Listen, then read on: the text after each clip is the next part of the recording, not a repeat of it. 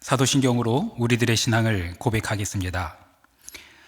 전능하사 천지를 만드신 하나님 아버지를 내가 믿사오며 그 외아들 우리 주 예수 그리스도를 믿사오니 이는 성령으로 잉태하사 동정녀 마리아에게 나시고 본디오 빌라도에게 고난을 받으사 십자가에 못 박혀 죽으시고 장사한 지 사흘 만에 죽은 자 가운데서 다시 살아나시며 하늘에 오르사 전능하신 하나님 우편에 앉아 계시다가 저리로서 산자와 죽은 자를 심판하러 오시리라. 성령을 믿사오며 거룩한 공회와 성도가 서로 교통하는 것과 죄를 사하여 주시는 것과 몸이 다시 사는 것과 영원히 사는 것을 믿사옵나이다. 아멘.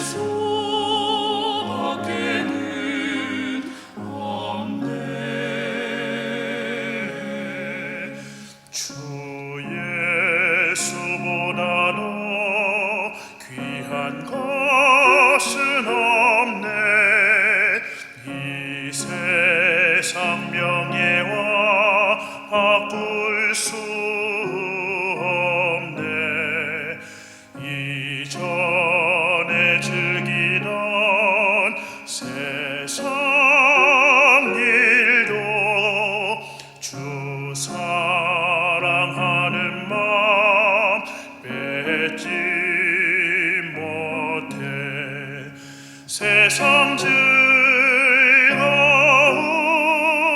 다 버리고 세상 자랑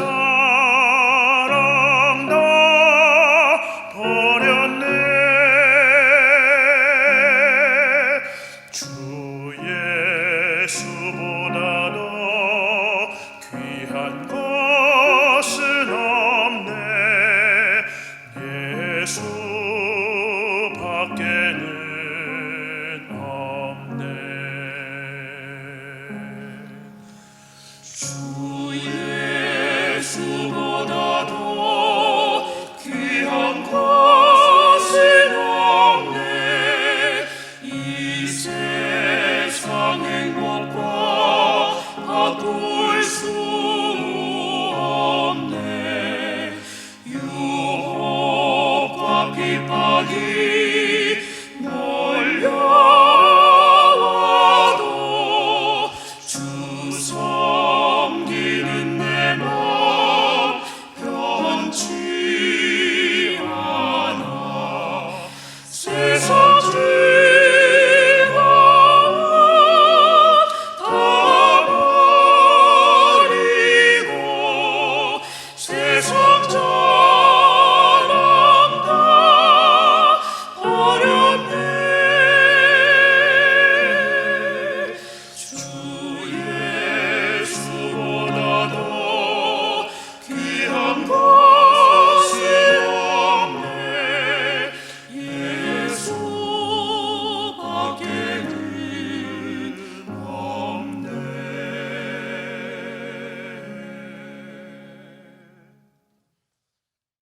이 시간 우리에게 준 하나님의 말씀 누가복음 3장 1절로 14절 말씀입니다.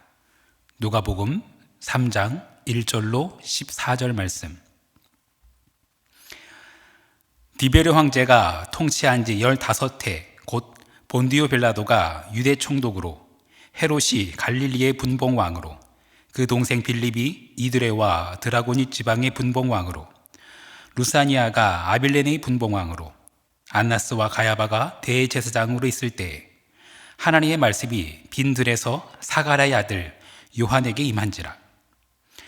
요한이 요단강 부근 근처에 와서 죄 사함을 받게 하는 회개의 세를 전파하니, 선지자 이사야의 책에 쓴 바 광야에서 외치는 자의 소리가 있어 이르되, 너희는 주의 길을 준비하라. 그의 오실 길을 곧게 하라.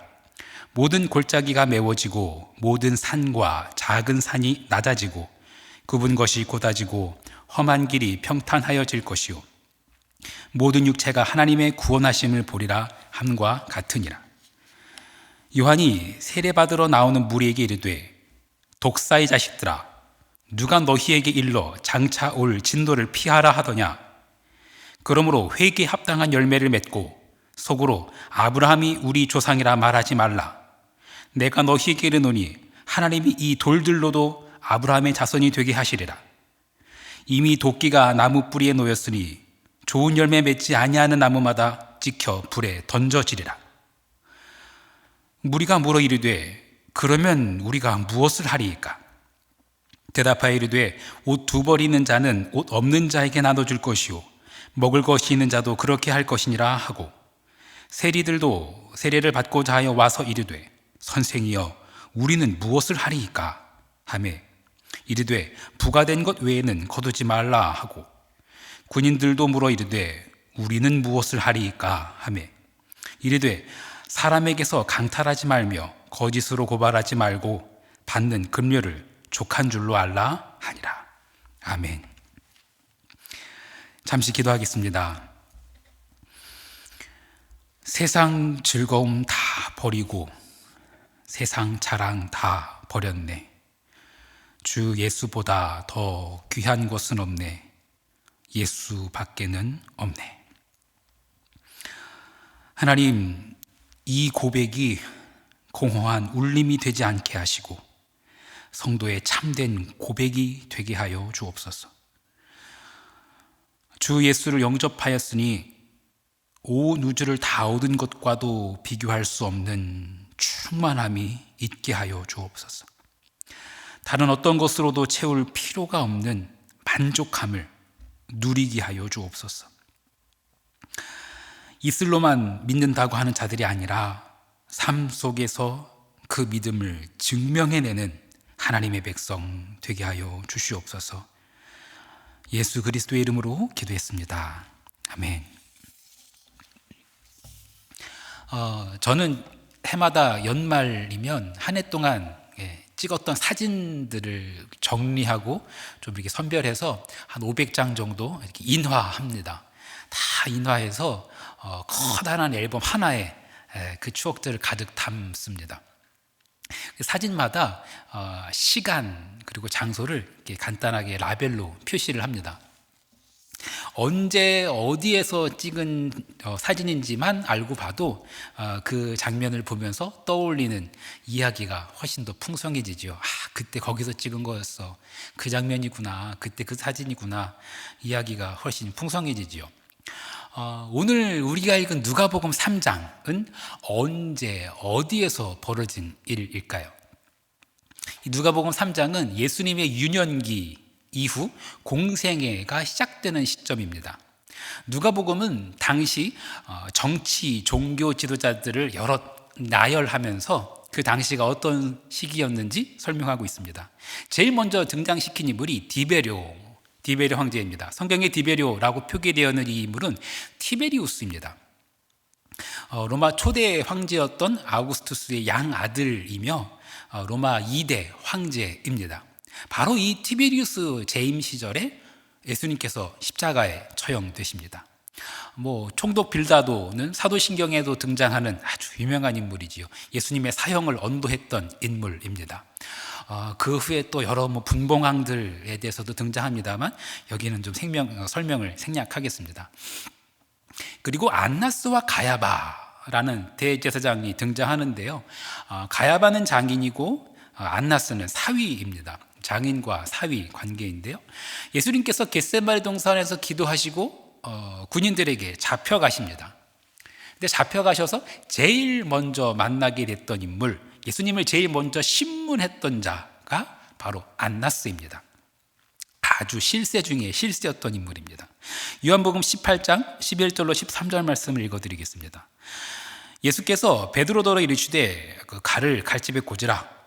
아버지께서 주신 잔을 내가 마시지 아니하겠느냐 하시니라. 이에 군대와 천부장과 유대인들이 아랫사람들이 예수를 잡아 결박하여 먼저 안나스에게로 끌고 가니 안나스는 그 해의 대제사장인 가야바의 장인이라. 예수님께서는 안나스 이후에 사위인 가야바에게 끌려가십니다. 대제사장 가야바는 로마의 집정관에 의해서 세워진 인물입니다. 그는 예수님을 신성 모독죄로 빌라도에게 넘겨준 인물입니다. 마태복음을 읽어볼까요? 26장 64절과 65절 말씀입니다. 예수께서 이르시되 내가 말하였느니라. 그러나 내가 너희에게 이르노니 이후에 인자가 권능의 우편에 앉아 있는 것과 하늘 구름을 타고 오는 것을 너희가 보리라 하시니, 이에 대제사장이 자기 옷을 찢으며 이르되 그가 신성 모독하는 말을 하였으니 어찌 더 증인을 요구하리요? 보라, 너희가 지금 이 신성 모독하는 말을 들었도다. 예수님께서 죽으시고 부활하신 후 사도들이 예수님의 부활을 증거하자 공회에 불러서 사도들을 신문합니다. 이때도 안나스와 가야바가 등장합니다. 사도행전으로 넘어가 볼까요? 4장 6절과 7절입니다. 대제사장 안나스와 가야바와 요한과 알렉산더와 및 대제사장의 문중이 다 참여하여 사도들을 가운데 세우고 묻되 너희가 무슨 권세와 누구의 이름으로 이 일을 행하였느냐? 네. 이 시점을 정리해 보자면은 정치적으로, 종교적으로 로마가 완전 장악하고 있던 시기입니다. 그런데 겉으로 보기에는 사회적으로, 문화적으로 아주 매우 발달되고 고도화되어 있는 것처럼 보이는 시기입니다. 종교적으로는요, 그 자유가 로마의 권력에 의해서 보호되었으며 성전에서의 예배는 법적으로 보장되고 있던 시기입니다. 그런데 이 시기에 하나님의 말씀이 어디에 임했는고 하니 광야에서 세례 요한에게 임합니다. 4절 이하에 보면 광야에 외치는 자의 소리라고 되어 있는데요, 선지자 이사야의 책에 기록된 말씀이라고 합니다. 2020년 담임 목사님 마지막 설교의 본문이 바로 이 이사야 40장 본문이었었습니다. 담임 목사님의 2020년 마지막 설교 한번 다시 열어보시기를 권합니다. 온라인으로 예배하다 보니 이런 장점 있는 것 같습니다. 다시 보기가 가능하다는 거죠. 다시 듣고 곱씹어서 보면 더 깊은 은혜가 될 줄 믿습니다. 네, 오늘 장면의 시간적인 배경은 로마 2대 황제였던 티베리우스 시대, 그리고 안나스와 가야바가 대제사장을 했던 그런 시기입니다. 장소를 볼까요? 장소는 광야입니다. 하나님의 말씀이 왜 광야에 임했을까요? 정치, 종교, 사회, 문화 모든 곳이 고도화되어져 있고 수많은 철학적 메시지들이 쏟아지고 있는 것 같지만 마치 바닷물을 마시는 것 같습니다. 그 어디에도 생명수를, 그 어디에서도 생명의 말씀을 맛보지 못하고 있었던 거예요. 수많은 소리가 쏟아지고 있지만 때론 아무 소리도 들리지 않는 그곳이야말로 하나님의 음성을 들을 수 있는 곳입니다. 어떻습니까? 놀라운 기적과 이적을 가장 많이 행했던 선지자 중 하나가 바로 엘리야이죠. 엘리야가 갈멜산에서 이방 선지자들과 대결을 하고 그리고 기손 시냇가에서 그들의 목을 다칩니다. 엄청난 영적 승리를 맛보았죠. 하지만 그는 곧 이세벨의 협박에 겁을 먹고 호레산으로 도망하게 됩니다.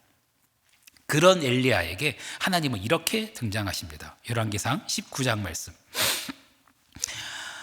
여호와께서 이르시되 너는 나가서 여호와 앞에서 산에 서라 하시더니 여호와께서 지나가시는데 여호와 앞에 크고 강한 바람이 산을 가르고 바위를 부수나 바람 가운데 여호와께서 계시지 아니하며 바람 후에 지진이 있으나 지진 가운데에도 여호와께서 계시지 아니하며 또 지진 후에 불이 있으나 불 가운데에도 여호와께서 계시지 아니하더니 불 후에 세미한 소리가 있는지라.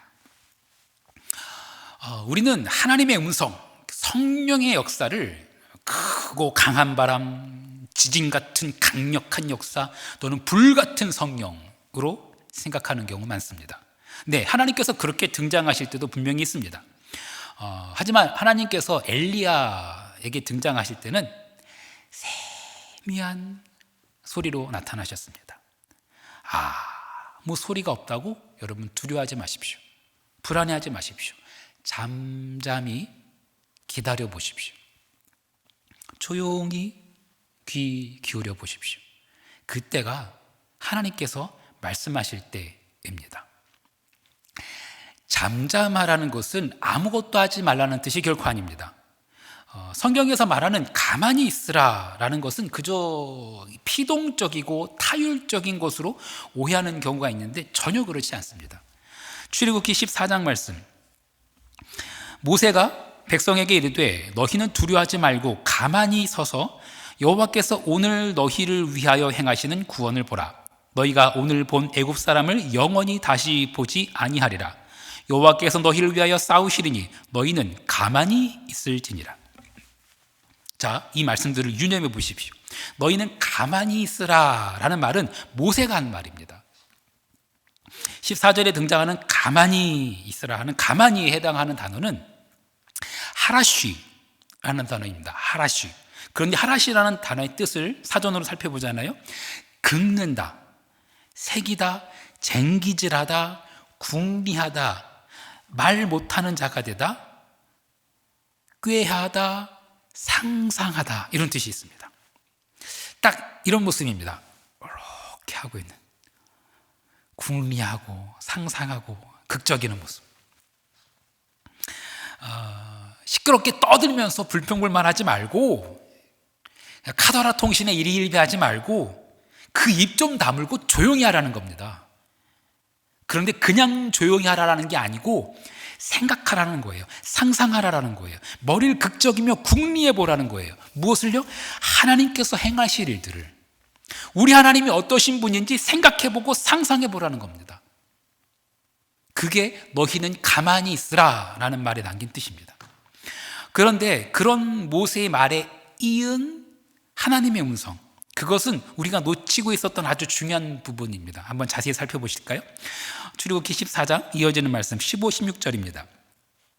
여호와께서 모세에게 이르시되 너는 어찌하여 내게 부르짖느냐? 이스라엘 자손에게 명령하여 앞으로 나아가게 하고 지팡이를 들고 손을 바다 위로 내밀어 그것이 갈라지게 하라. 이스라엘 자손이 바다 가운데서 마른 땅으로 행하리라. 너는 어찌하여 내게 부르짖느냐? 이제 기도 그만하고 행동하라는 겁니다. 그런데 순서를 잘 보십시오.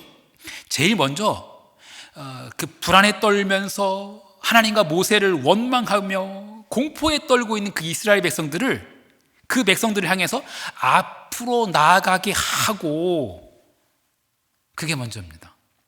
모세에게 명령하시는데 이 백성들, 그 두려움과 불안과 공포에 떨고 있는 그 백성들 앞으로 나아가게 하고, 그 이후에 등장하는 말씀, 지팡이를 들고 손을 들어 바다 위로 내밀어 바다가 갈라지게 하라.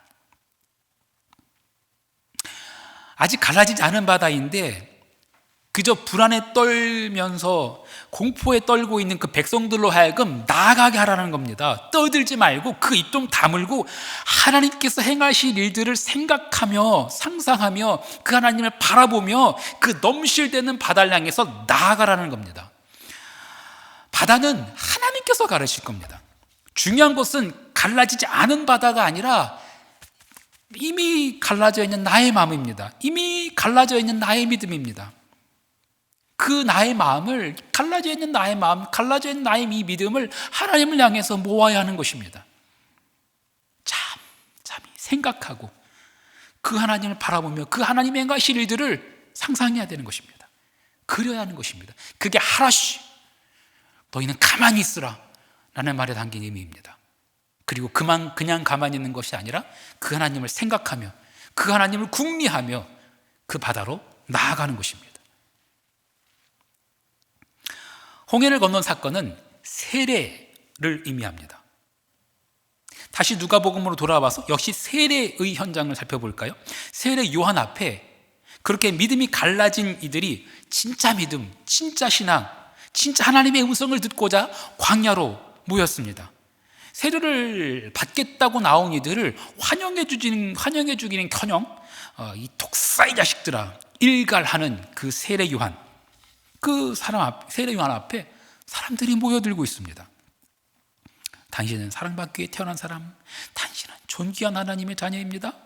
이런 말과는 정반대로 세례 요한은 하나님이 이 돌들로도 능히 아브라함의 자손이 되게 하시리라 이렇게 외쳐댑니다. 세례 요한이 그렇게 외쳐대는데도 무리들이 모여듭니다. 누가복음에는 그렇게 모여든 사람들이 누구인지 이렇게 소개합니다. 무리들, 그리고 세리들, 군인들 이렇게 기록되어 있지만 마태복음에는 조금 더 자세하게 나옵니다. 마태복음에 보면은 무리들에 대해서 콕 집어 이렇게 기록하고 있습니다. 3장 7절.